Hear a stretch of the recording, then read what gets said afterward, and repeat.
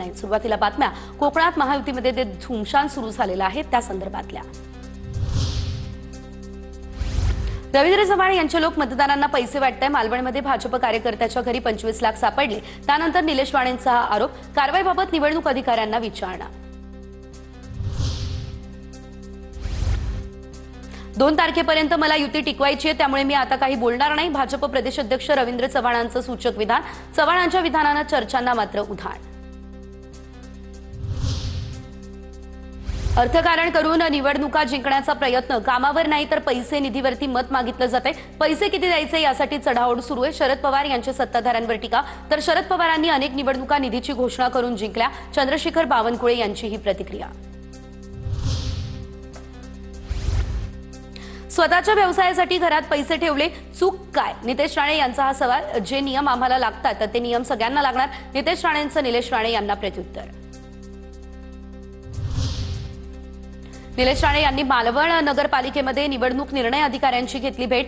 FIR काय बनतोय याकडे लक्ष आहे। ही एकच व्यक्ती इथे आल्यानंतर जिल्ह्यात हे सुरू। जिल्ह्यात ही संस्कृती नव्हती। 10 ते 15 हजारांनी मतं विकत घेतली जाते। निलेश राणेंची पुन्हा रवींद्र चव्हाण यांच्यावरती टीका।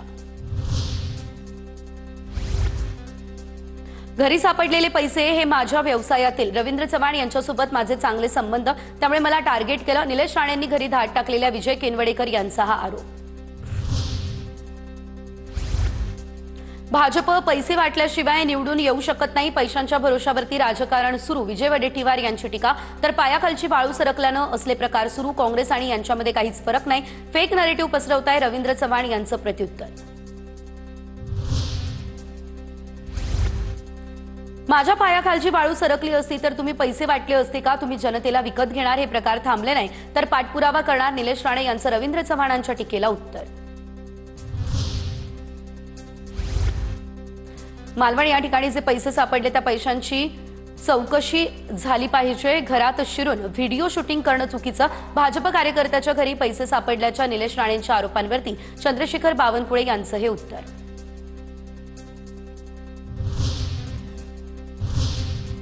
आणि आता पाहूयात मोठ्या राजकीय बातम्या।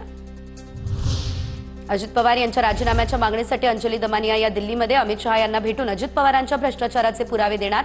दमानियांची माहिती, दादांच्या अडचणीत वाढ। अमित शहा यांनी भेटीची वेळ दिली नाही तर अजित पवार यांच्या विरोधात हायकोर्टात जाणार। अंजली दमानिया यांचा हा इशारा।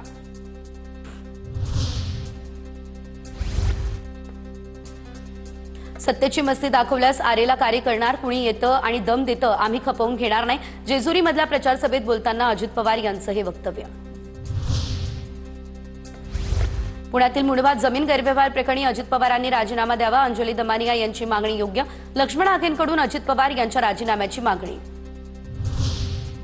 एकनाथ शिंदेंचे मंत्री पैशांची बॅग हातात घेऊन बसलेले, एवढा पैसा आला कुठून? चौकशी व्हायला हवी। संसदेत निर्मला सीतारमण यांच्या निदर्शनास आणून देणार। खासदार सुप्रिया सुळे यांचं वक्तव्य।